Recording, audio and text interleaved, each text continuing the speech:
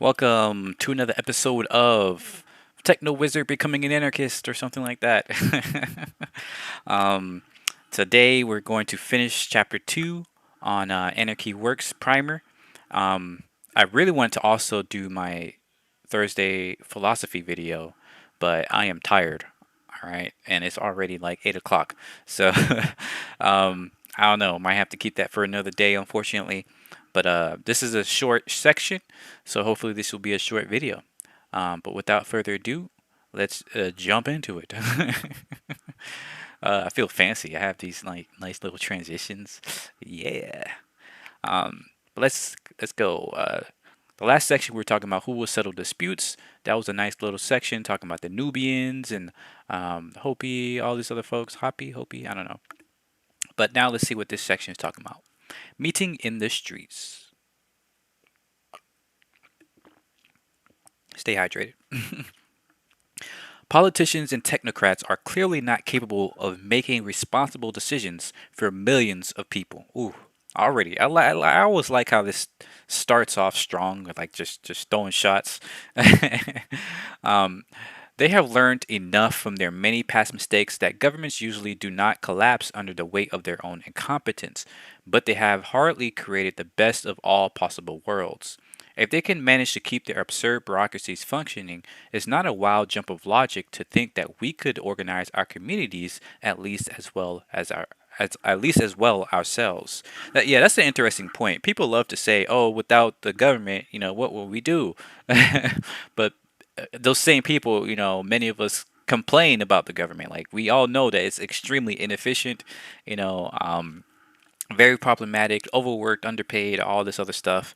Um, Sometimes, but it's just a mess, right? And we know this. And so it's kind of silly that we think that this is the best we can do. Like this is why we need to have better self confidence in our own abilities to make decisions and communicate with each other and figure out these sorts of problems. The hypothesis of authoritarian society that a large, diverse population needs specialized institutions to control decision making can be disproven many times over. The MST of Brazil shows that in a huge group of people, most decision making power can reside at the grassroots level, with individual communities that take care of their own needs. Yeah, beautiful. The people of Oaxaca showed that an entire modern society can organize itself and coordinate resistance against constant assault by police and paramilitaries, with open assemblies. Anarchist info shops and Israeli kibbutzim show that groups running complex operations that have to pay rent or meet production schedules while accomplishing social and cultural objectives capitalist enterprises never even attempt can make decisions in a timely fashion and uphold those decisions without a class of enforcers. The newer, I don't know what that, who those are. Show that horizontal decision making can thrive for generations even after colonization, and that with a shared culture of restorative conflict resolution, there is no need for a specialized institution to solve disputes. Very beautiful, very beautiful. For most of human history, our societies have been egalitarian and self organizing, and we have not lost the capability to make and uphold the decisions that affect our lives, or to imagine new and better forms of organizing. Whenever people overcome alienation and come together with their neighbors, they develop exciting new ways of coordinating and making decisions. Once they liberated themselves from landlords, priests, and mayors, the uneducated and downtrodden peasants of Aragon proved themselves equal to the task of making not just a whole new world, but hundreds of them. Beautiful. I love that, man. A whole new. No, I'm just no, but this is the very idea right here.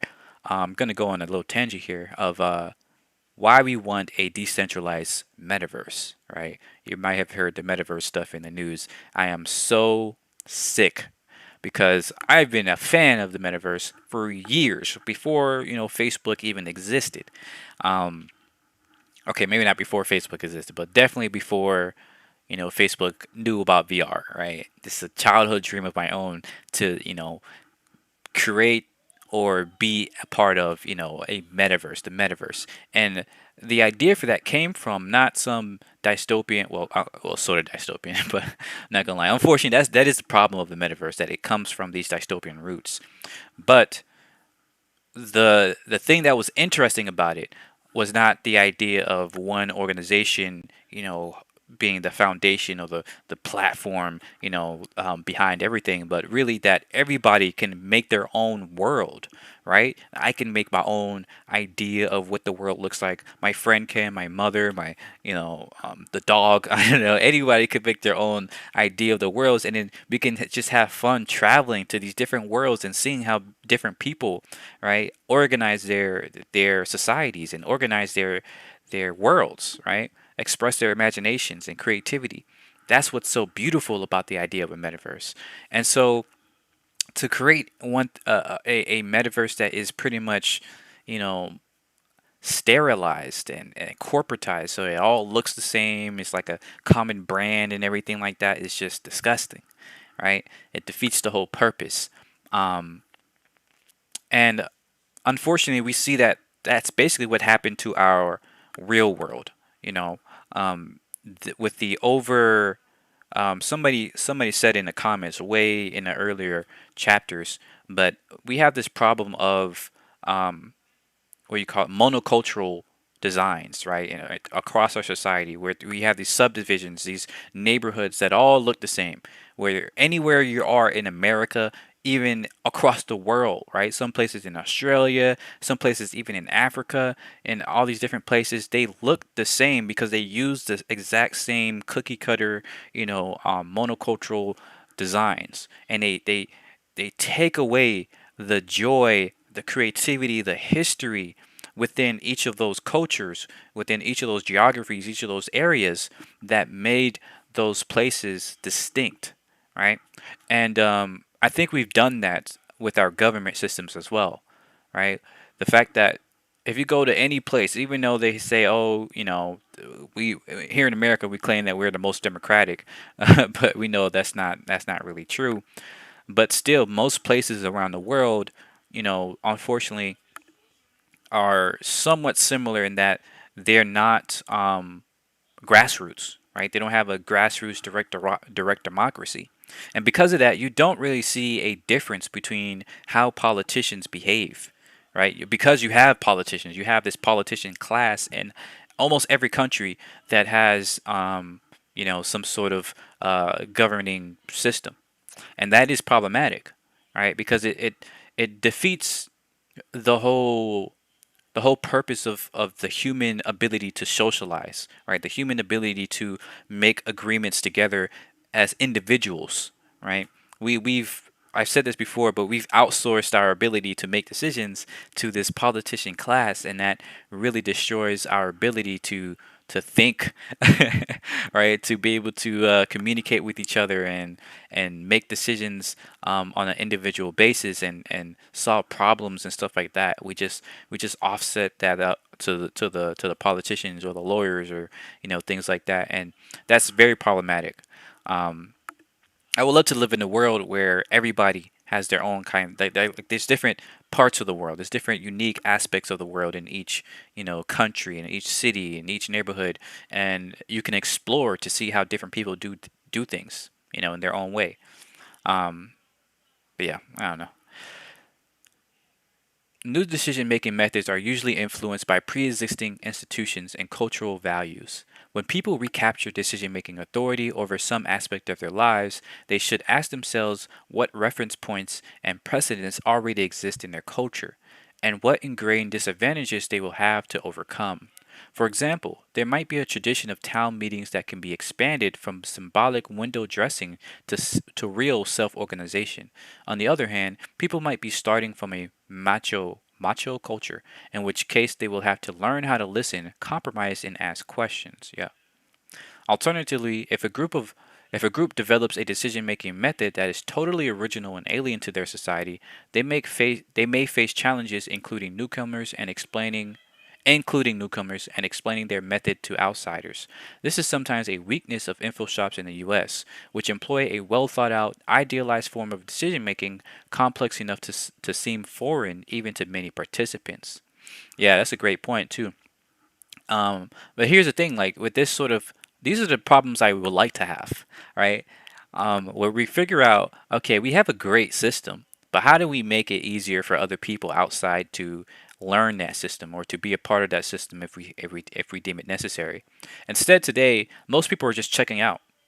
Most people don't even care, don't think it's relevant, you know, they think it's corrupt. We have very messed up problems with our current system. And so to say that, this is the point, right? Like there's always going to be problems, right? There's always going to be problems. There's no perfect system.